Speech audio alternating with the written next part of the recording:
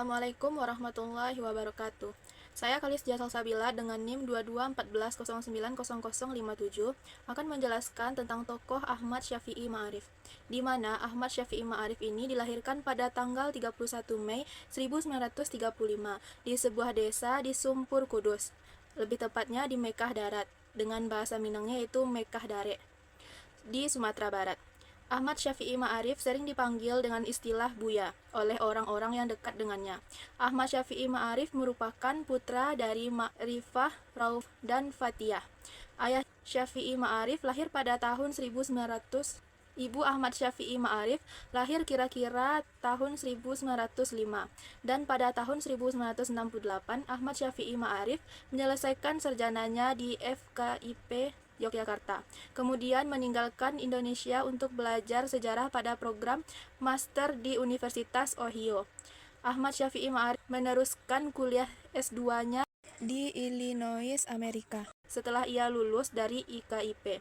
Ahmad Syafi'i Ma'arif juga mengambil S3 Pemikiran Islam. Guru besar UNY Yogyakarta ini juga pernah menjadi dosen pasca sarjana IAIN Yogyakarta. Tokoh yang juga pernah aktif di GPII dan Pemuda Muhammadiyah, menggantikan Amin Rais yang memilih serius di partai politik PAN. Kemudian pergi ke AS untuk mendalami ilmu pemikiran Islam pada Universitas Chicago, Illinois. Di sanalah ia meraih gelar doktor pada tahun 1982. Pada tahun 1985, ia bergabung di Majelis Tabligh Muhammadiyah hingga akhirnya ia bisa menjadi Ketua PP Muhammadiyah tahun 1998. Guru besar UNY Yogyakarta ini juga pernah menjadi dosen pasca sarjana IAIN Yogyakarta, dan sebelumnya terpilih menjadi Ketua PP Muhammadiyah pada tahun 1999 sampai 2004. Tokoh yang juga pernah aktif di GPII dan Pemuda Muhammadiyah, menggantikan Amin Rais yang memilih serius di partai politik PAN. Syafi'i berpendapat bahwa bangsa Indonesia harus lebih mengintensifkan dengan masyarakat Eropa, khususnya Belanda dan Jerman.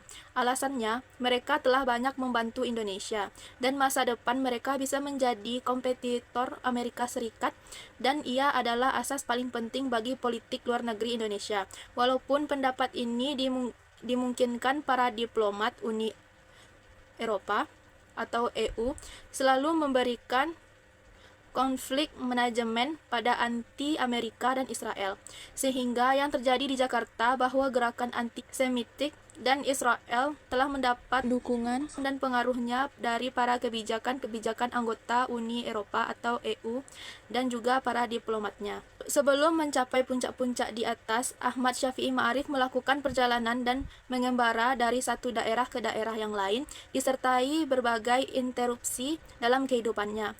Antara rantau dan alam, dalam sosok Ahmad Syafi'i Ma'arif selalu terlibat dalam dialog secara terus-menerus, disertai dengan sikap kritis, yaitu alam tak kambang jadi guru. Proses atau struktur pengalaman inilah yang membuat sosoknya sebagai seorang yang bebas dan merdeka. Ahmad Syafi'i Ma'arif adalah tokoh yang menghindari politik praktis. Ia menjadi ketua pemimpin pusat Muhammadiyah lebih kurang 7 tahun dan tidak pernah terjun ke politik praktis. Karya dari Ahmad Syafi'i Ma'arif. Ahmad Syafi'i Ma'arif adalah seorang penulis yang produktif, mulai belajar menulis semenjak masih sekolah di Madrasah Mu'alimin Muhammadiyah Yogyakarta tahun 1950-an. Diteruskan sampai sekarang setelah batang usianya di atas setengah abad 47, sebagian karangannya adalah mengenai Islam. Tulis-tulisan diterbitkan pada artikel-artikel yang bertebaran di media massa. Tugasnya sebagai Ketua PP Muhammadiyah yang diembannya selama 7 tahun, dari 1998 sampai 2005, telah membawanya ke pusaran perkembangan politik, sosial, dan budaya secara nasional dan internasional. Pemikiran Ahmad Syafi'i Ma'arif dari berbagai komponen atau bidang. Yang pertama yaitu pembebasan psikologis. Kebebasan psikologis yaitu memilih berniat atau tidak, sehingga kebebasan ini sering disebut sebagai kebebasan untuk memilih. Pembebasan ini adalah suatu yang bekerja ke arah pembebasan agama dari struktur serta ide sosial, politik, ekonomi, dan religius yang didasarkan pada ketundukan yang dogmatis dan seluruh masyarakat dari semua bentuk ketidakadilan dan eksploitasi ras, gender, kelas, dan agama. Yang kedua yaitu pendidikan humanistik. Teori belajar humanistik pada dasarnya memiliki tujuan belajar untuk memanusiakan manusia. Oleh karena itu, proses belajar dapat dianggap berhasil apabila pelajar memahami lingkungannya dan dirinya sendiri. Yang ketiga, pendidik moderasi beragama.